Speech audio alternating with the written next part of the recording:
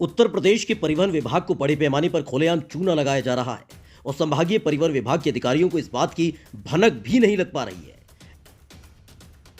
एक आरटीआई से मांगी गई सूचना के बाद इस घोटाले का खुलासा हुआ है। इस खुलासे के बाद आरटीओ ने पूरे प्रकरण की जांच कराने की बात कही है। आरटीआई एक्टिविस्ट सुदृष्टि नारायण त्रिपाठी ने बस्ती के परिवहन विभाग से जन सूचना अधिनियम के तहत सूचना मांगी कि दोपहिया वाहनों की एजेंसियों ने ग्रामीण क्षेत्रों में अपने सब डीलर किस आधार पर नियुक्त किए हैं, जबकि सेलर लेटर का अधिकार ही नहीं है। ऐसे दोपहिया वाहन खरीदने वाले उपभोक्ताओं को ये सब डीलर मनमानी तरीके से रकम वसूलते हैं। इतना ही नहीं, दोपहिया वाहनों के जो रेट एजेंसी से निर्धारित किए जाते हैं उससे कहीं ज़्यादा उपभोक्ताओं से वसूल कर लिया जाता है।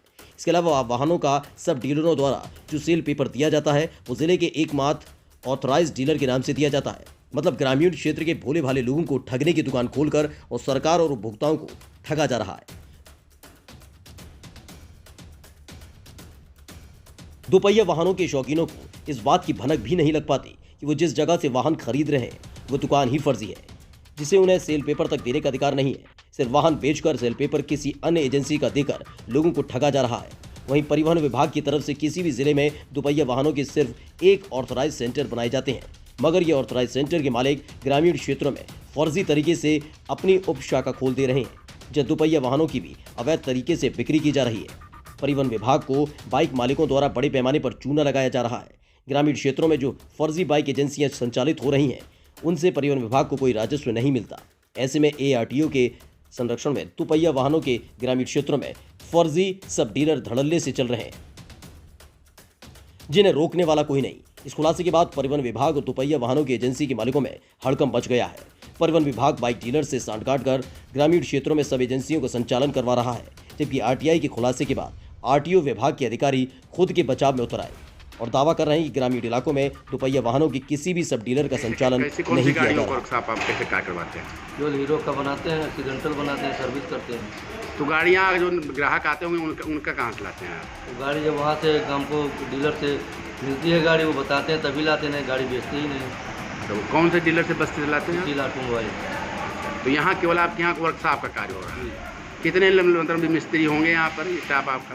अब ये हेल्पर मान लीजिए 4 हेल्पर हैं, 4 मिस्त्री। दोपहिया वाहनों के डीलर सब डीलर के बारे में सूचना मांगी थी आरटीओ से, तो डीलर के बारे में उन्होंने सूचना दिया, लेकिन सब डीलरों के बारे में उन्होंने कोई सूचना नहीं दिया। लिख दिया हमारे अभिलेखों को सब डीलर नहीं है, जबकि जिले भर में ग्रामीण क्षेत्रों में सब डीलर बने हुए हैं।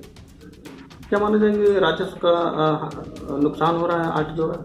निश्चित रूप से राजस्व का नुकसान हो रहा है। जितने डीलर रहेंगे उतना राजस्व गवर्नमेंट को मिलेगा। ट्रेड सर्टिफिकेट देता है आरटीओ का। तो अभी इसमें क्या हो रहा है? आरटीओ का कहना है कि कहीं भी ग्रामीण क्षेत्र में सब डीलर नहीं है। अभी तो जांच का विषय है, जांच भी वही करते हैं। ग्रामीण क्षेत्रों में जो गाड़ियां जो डीलर संचालित हैं वो एसएसपी पॉइंट हैं, जैसा कि सभी डीलर 8 डीलर या 9 डीलर हैं बाइक के, और उनसे नोटिस दे करके उनको नोटिस दी गई इस संबंध में। तो जांच किया गया और उसमें उन लोगों द्वारा बताया गया कि ये जो देहात क्षेत्र में है जो गाड़ियां सेल होती हैं उन गाड़ियों का एसएसपी पॉइंट बनाया गया है। वहाँ पर केवल गाड़ियों की सर्विस और स्पेयर पार्ट्स की सुविधा उपलब्ध कराई गई है, क्योंकि देहात यहाँ से हरैया तक, परशुरामपुर तक, काफ़ी दूर दूर तक है बस्ती।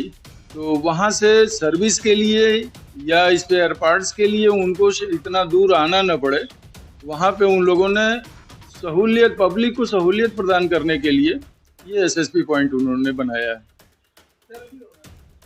सेल नहीं, सेल तो वहाँ से नहीं करते हैं। सेल तो जो गाड़ियाँ विक्रय होती हैं उन गाड़ियाँ, वो तो गाड़ियाँ डीलर के थ्रू ही हमारे रिकॉर्ड पर आती हैं और रिकॉर्ड से पंजीयन की जाती है।